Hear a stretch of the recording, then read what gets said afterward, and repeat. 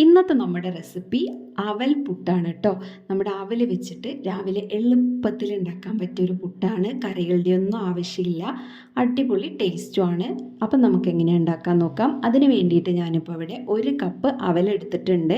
ഞാനിവിടെ മട്ട അവൽ, നമ്മുടെ ആ ഒരു ബ്രൗൺ കളറായിട്ടുള്ള ഒരവലില്ലേ, ഒരു ലൈറ്റ് പിങ്ക് കളറായിട്ടുള്ള ആ അവലാണ് എടുത്തിട്ടുള്ളത് കേട്ടോ.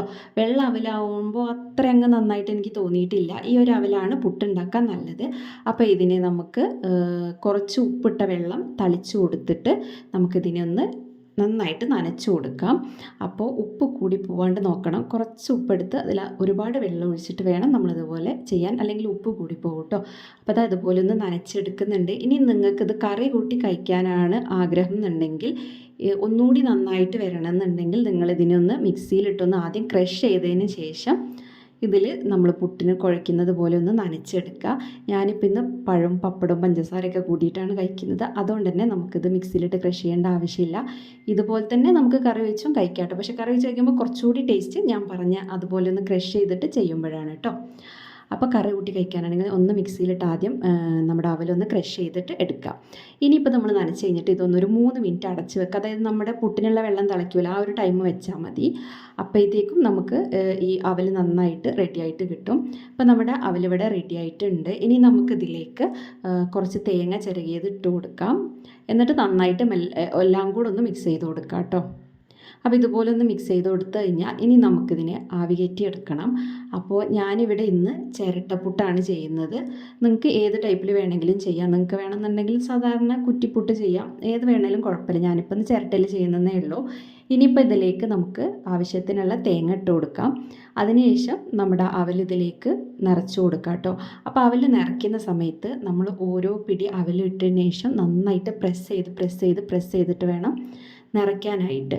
എന്നാലാണ് നമുക്ക് കറക്റ്റായിട്ട് നമ്മുടെ അവൽപ്പുട്ട് റെഡിയായിട്ട് കിട്ടുകയുള്ളൂ.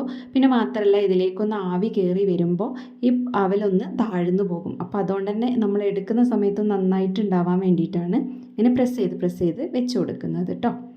അപ്പം നമ്മുടെ അവലൊക്കെ ഇതിൽ നന്നായിട്ട് നിറച്ച് കൊടുത്തിട്ടുണ്ട്. ഇനി നമുക്ക് ഇതിനൊന്ന് അടച്ച് വയ്ക്കാം. അടച്ചിട്ട് ഒരു 10 മിനിറ്റ് ഒന്ന് നമുക്ക് ആവിയേറ്റി എടുക്കാം. 10 മിനിറ്റ് കഴിയുമ്പോൾ നന്നായിട്ട് ആവിയൊക്കെ വന്ന് ഇത് നന്നായിട്ട് വെന്തിട്ടുണ്ടാവും. ഇപ്പോൾ ഇതാ നന്നായിട്ട് ആവിയൊക്കെ വന്നിട്ടുണ്ട്. ഇനി നമുക്ക് ഫ്ലെയിം ഓഫ് ചെയ്യാം. എന്നിട്ട് നമ്മുടെ പുട്ടിനെ പുറത്തെടുക്കാം. അപ്പോൾ ഇതാ നമ്മുടെ അടിപൊളിയായിട്ടുള്ള അവൽപുട്ട് ഇവിടെ റെഡി ആയിട്ടുണ്ട് കേട്ടോ. ഇത് ഞാൻ നിങ്ങൾക്ക് എങ്ങനെയാണ് ഇരിക്കുന്നതെന്ന് ഒരു പ്ലേറ്റിലേക്ക് വെച്ചിട്ട് കാണിച്ചു തരാം. അപ്പോൾ നമുക്കിതിനൊരു വേറൊരു പാത്രത്തിലേക്ക് മാറ്റി കൊടുക്കാം. എന്നിട്ട് ജസ്റ്റ് ഒന്ന് ചിരട്ടയിലാകുമ്പോൾ മേൾഭാഗം തട്ടി കൊടുത്താലേ അത് താഴേട്ട് വരുള്ളൂ കേട്ടോ. അപ്പോൾ ഇതാ നമ്മുടെ അടിപൊളിയായിട്ടുള്ള അവൽപുട്ട് ഇവിടെ റെഡി ആയിട്ടുണ്ട്. കണ്ടോ, നല്ല അടിപൊളിയല്ലേ. ഇതിലേക്ക് നമുക്ക് കറി ഒഴിച്ചിട്ട് വേണമെങ്കിൽ അങ്ങനെ കഴിക്കാം. നല്ല ടേസ്റ്റ് തന്നെയാണ്. പക്ഷേ കറി വയ്ക്കാൻ ഞാൻ നേരത്തെ പറഞ്ഞ മാതിരി ചെയ്യുന്നതാണ് കൂടുതൽ ടേസ്റ്റ്. ഇന്ന് ഞാനിപ്പോൾ ഇവിടെ പപ്പടും പഞ്ചസാരയും വെച്ചിട്ടാണ് ഇത് കഴിക്കുന്നത്. അപ്പോൾ രാവിലെ നമുക്ക് ഫുഡൊക്കെ ഉണ്ടാക്കാൻ കുറച്ച് മടിയൊക്കെ ഉള്ള ആൾക്കാർക്ക് എളുപ്പത്തിൽ ഉണ്ടാക്കാൻ പറ്റിയ ഒരു പുട്ടാണിത്. മാത്രമല്ല നല്ല ടേസ്റ്റുമാണ് കേട്ടോ. എല്ലാവർക്കും ഇഷ്ടപ്പെടും. അപ്പോൾ എല്ലാവരും ഒന്ന് ട്രൈ ചെയ്ത് നോക്കി എത്ര നന്നായിട്ടാണ് നമ്മുടെ പുട്ട് നമുക്ക് കിട്ടിയിട്ടുള്ളതെന്ന്. ഇനി ഒരു കഷ്ണം പപ്പടം എടുക്കുക, അതൊന്ന് അതിൽ പൊട്ടിച്ച് വെക്കുക. ഇനി കുറച്ച് പഞ്ചസാരയും കൂടി ഇട്ട് കൊടുത്തിട്ട് നന്നായിട്ട് ഇതിനൊന്ന് മിക്സ് ചെയ്ത് നന്നായിട്ട് കുഴച്ചങ്ങ് എടുത്താൽ അടിപൊളി ടേസ്റ്റാണ് കേട്ടോ. അപ്പോൾ എല്ലാവരും ഒന്ന് ട്രൈ ചെയ്ത് നോക്കുക. വീഡിയോ ഇഷ്ടമായിട്ടുണ്ടെങ്കിൽ സബ്സ്ക്രൈബ് ചെയ്യാൻ മറക്കരുത്. അതുപോലെ തന്നെ ലൈക്കും ഷെയറൊക്കെ ചെയ്യുക. വീണ്ടും നല്ലൊരു വീഡിയോ ആയിട്ട് കാണുന്നവരെ എല്ലാവർക്കും ബൈ.